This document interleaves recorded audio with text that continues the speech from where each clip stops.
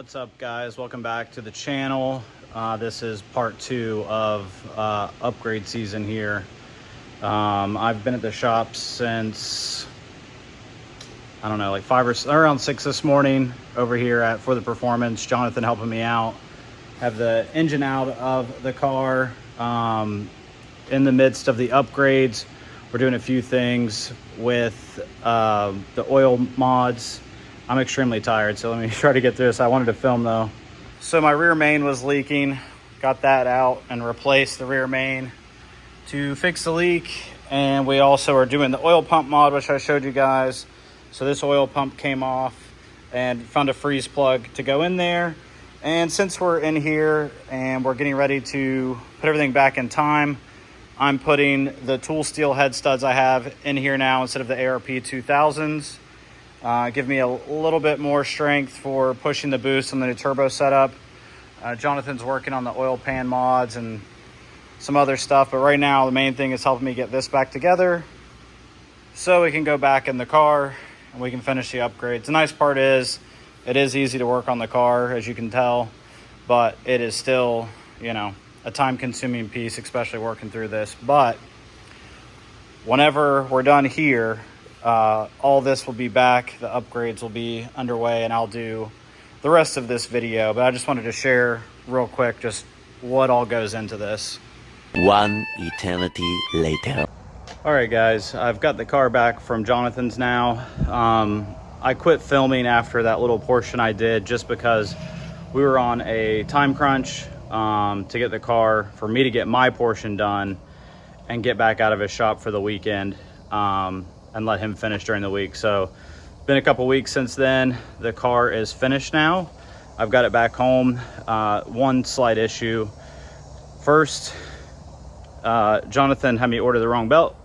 And then after he told me the right size, I ordered the wrong belt. So now I am still gonna be waiting for a belt. So I'm about to order that.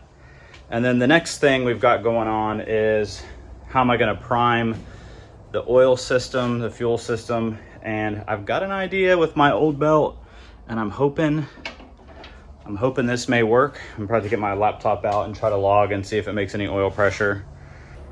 But I have a bolt, and I have my old HTD gear that came off the fuel pump that I don't use anymore, and it's on there, it's not moving, so we'll see if that works. My thought is we'll put the belt on, I'll put some tension, and we'll see if that thing will spin.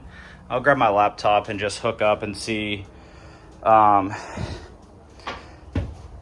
see if it generates any pressure, and then when I'm done sorting that out, I'm gonna wait, get a belt, pull the car back into the trailer, and then I'll do the proper like walk through towards the end, show you all the upgrades. You can kind of see some of them now, some titanium. We'll go through that stuff, and you'll get to hear the car fire up if all goes well. So stick around.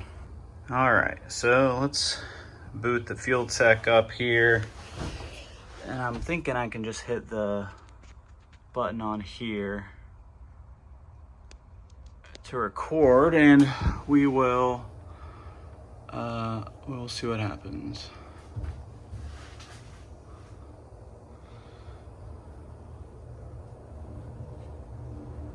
All right, let's, I don't want to update right now. All right, let's start a log, and let's see how this goes.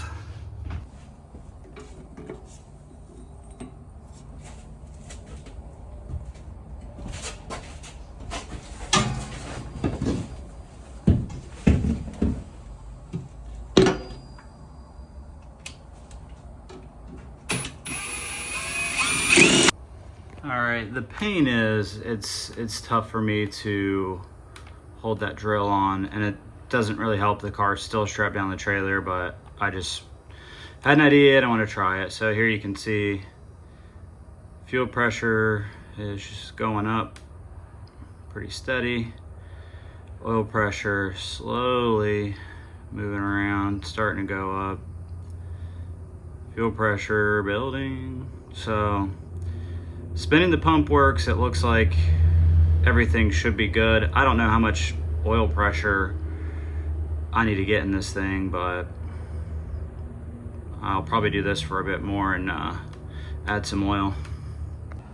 All right, so the answer was keep doing it. So we do have oil pressure. You can see here building to 10 psi. Fuel pressure not really moving. I do have to make sure the pump is going the right direction on the fuel pump. But the oil was obviously more concerning. So I will continue pumping this bad boy. Here's 11 psi. So a little hard with the belt deal, but it works. So I will do another log and just keep on trucking along. I spoke to Pit Stop USA. They sent me the wrong belt. Some changes happened on the Jones belt, so this belt's an inch too long. They're going to send me one that is the right size, and then hopefully next week I'll start this and I'll clip this all into one video. So more updates and walkthrough and startup. All right, I broke one of the fuel lines loose, and when I started pumping, the fuel was coming out. So maybe I just can't spin it enough to get the fuel pressure to build, but oil pressure is at 30. I have another log, it was 37. After I broke the line loose and got some of the air out of the line, it looks like the fuel pressure is at 5 psi, so it's going up. I'll probably spin the belt a little bit longer and then check everything, and then when I get the new belt, the fuel pressure should start building. Sometimes I have to crack a line on the fuel rail and it'll get some air, and then once the it starts dripping, we slam it shut and it builds pressure. So may have to do that, but regardless, it is very relieving to see oil pressure on the car. I'm in a bit over my head on this stuff, so when things are working like they're supposed to, I'm a happy guy. All right, got the car off the trailer and wiped down. Go ahead and do a quick run through of some of the upgrades that were done. Still waiting on a belt, but while we wait, might as well look over some things. So got a new fuel filter, canister style. We have the Fluid Works oil pump. My Aeromotive fuel pump was switched over to hex drive from a belt drive. Great deal from Aeromotive. Check over my pump and everything. The new titanium intake right here. That's some baller stuff that Jonathan did. I've got the Pulsar, the 7685, new exhaust with the poor man's cross bolts in it. There's some nice kits out there, but you'll see I'm pretty cheap, and I think Jonathan said there's like $7 in materials there. So also had to get the back pressure sensor moved and adapt a few things there. New dump tube on the new wastegate, the VS60, and the 6-boost manifold, so the turbo positions in a much further up. New drain, everything on that. Over here we stay pretty much unchanged besides the stuff I showed you guys. There is a new brace for the intercooler. My other one broke, and I've also got a brace for the bumper. Was able to get my bumper fixed, so the crack is gone. I'm trying to find someone to wrap this for me. I tried it. I can't do it. I'm not even going to act like I can. And then otherwise, I think you saw earlier in the video, I pulled the engine out. We went ahead and plugged the oil feed and did all the stuff for the oil mods. I'll show you the pan too. I almost forgot the pan got modified. Got the drag wing on. I'm still waiting on my parachute mount to clear the wing, but hopefully I'll have that here soon. And I'm trying to remember if there's anything else we did. I think that was kind of the gist, but you can see here, which I think I might have showed in the video earlier, but there is my new my oil pan. It holds like 10 and a half quarts of oil. And I also have a catch tray now that I really won't be able to get the diaper on there without doing some kind of custom modified diaper. Ideally, I'd like to run both just for safety. I'd rather be overdone than, you know, not done enough. So I think that pretty much covers the gist of this round of updates. The turbo setup and the oil setup being the main pieces.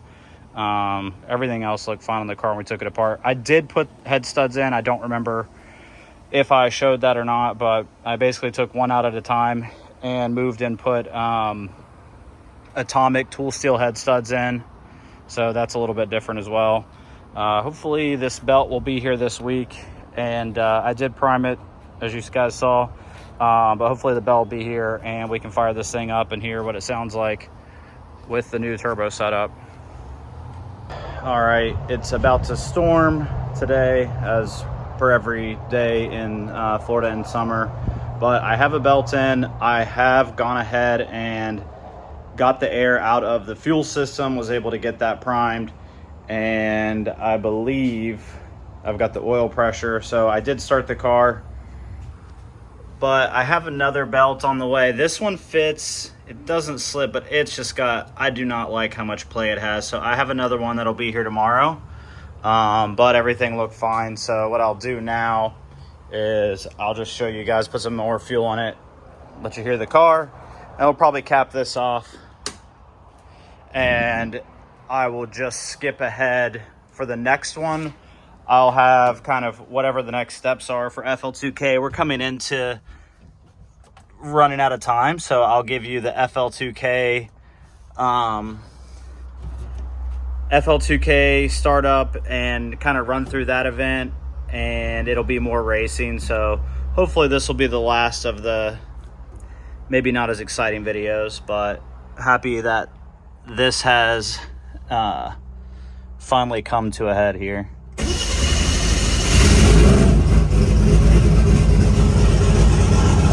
Got oil pressure.